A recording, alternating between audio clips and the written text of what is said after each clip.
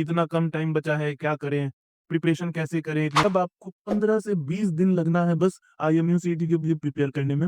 GK के लिए हमको बहुत सारे मैसेज आते हैं कि जीके कहाँ से पढ़े, कैसे पढ़े।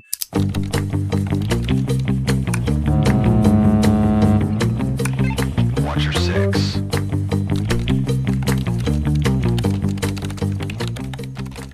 आईएमयू सीटी 2025 को लेके परेशान हो, समझ में नहीं आ रहा है अभी भी कितना कम टाइम बचा है, क्या करें, प्रिपरेशन कैसे करें इतने कम टाइम में। हमको भी बहुत सारे मैसेज आते हैं कि अब क्या फ़ायदा प्रिपरेशन करके, 40 दिन बचा है, 50 दिन बचा है, कैसे करें, क्या करें। हम उनको बस एक ही रिप्लाई देते हैं कि तुम्हारे पास 2 ऑप्शन है, या तो बैठ के रोते रहो कि इतना कम टाइम है, इतना कम टाइम है, और फिर कुछ मत करो, बस रोते रहो। दूसरा ऑप्शन है कि ये सोचो कि 40 दिन, 50 दिन बचा हुआ है, इसी में एकदम जम के प्रिपरेशन करना है और एक अच्छा रैंक ले आना है। स्पॉन्सरशिप क्लियर करके, तो स्पॉन्सरशिप लेके एक अच्छे इंस्टीट्यूट में जाना है, अच्छी कंपनी से डीएन में स्पॉन्सरशिप लेना है, तो ये कर सकते हो। अब क्या हो रहा है इसमें कि अभी रिसेंटली हम लोगों को एक गार्जियन का कॉल आया, मेरी टीम का। अब वो गार्जियन मेरी टीम को डांट रहे हैं कि आप लोग पहले क्यों नहीं बताएं कि इतना कम टाइम है, हम अपने बच्चों को प्रिपेयर करवा लेते हैं। अब इसमें हम भी यही सोच रहे हैं कि इसमें हमारा क्या गलती है। मेरे चैनल पे कंटिन्यू वीडियोस आ रहे हैं आईएमसीटी से रिलेटेड। अब ये तो उस गार्जियन की गलती है, बच्चे की गलती है कि वो लोग एक्टिव नहीं है। देखो, आईएमयू सीटी के बारे में हम हमेशा बोल रहे हैं, आईएमयू सीटी इतना टफ एग्जाम नहीं है जिसके लिए आप इतना परेशान हों।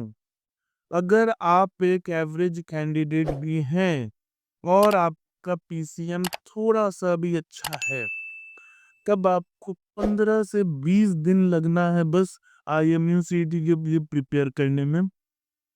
उसके बाद से अगर आप स्पॉन्सरशिप के एग्ज़ाम इंटरव्यू की प्रिपेयर कर रहे हैं, तो 1 हफ्ते में आपका स्पॉन्सरशिप का एग्ज़ाम का प्रिपरेशन हो सकता है।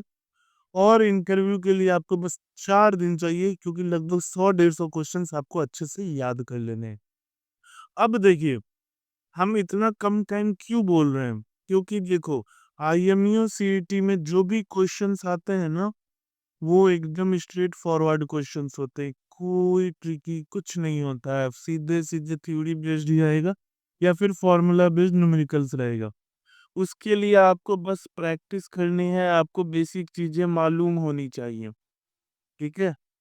उसमें आपको दिक्कत पीसीएम में नहीं आना है, क्योंकि अगर आपने पीसीएम 12 में थोड़ा भी पढ़ रखा है तो आपके लिए ये ज़्यादा डिफ़िकल्ट नहीं होगा।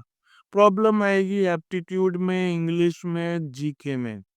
जीके के लिए हमको बहुत सारे मैसेज आते हैं कि जीके कहाँ से पढ़ें, कैसे पढ़ें?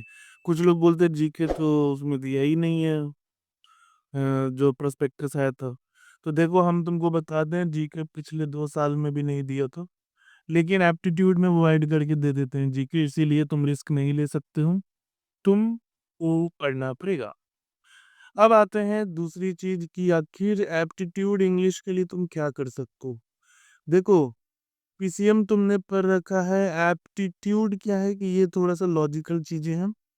इसके प्रिपरेशन के लिए तुमको बस 1 हफ्ते चाहिए। हम बता रहे हैं 1 हफ्ते में तुम एप्टीट्यूड अच्छा कर लोगे।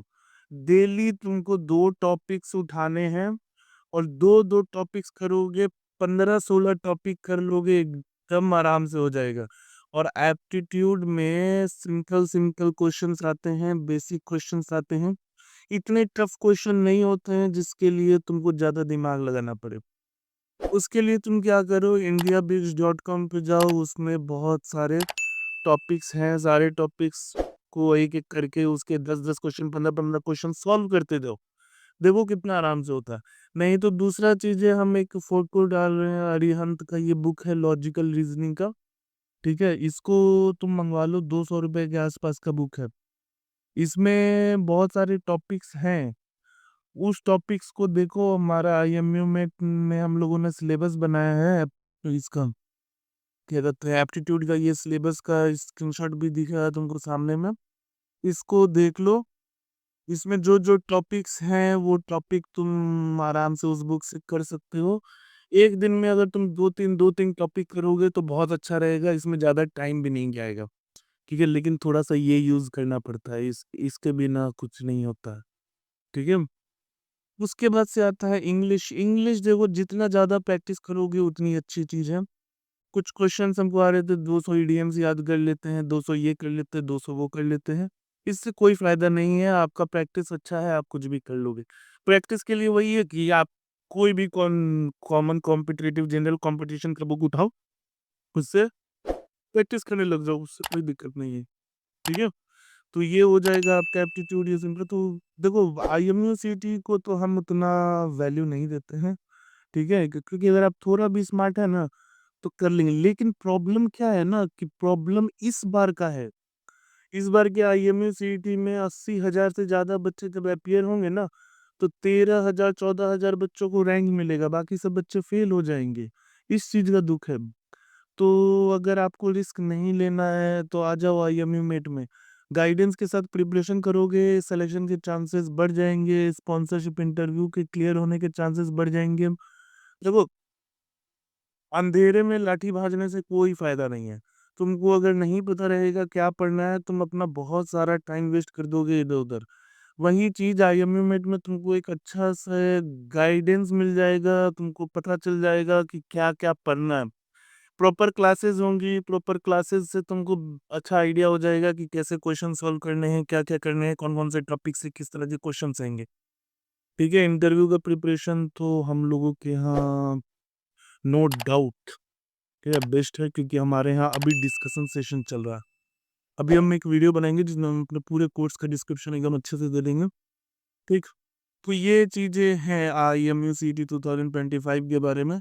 टेंशन नहीं लो यार, 40 दिन 50 दिन जो भी बचा है, एकदम जी-जान लगा के मेहनत करो और हम बता रहे हैं, हो जाएगा।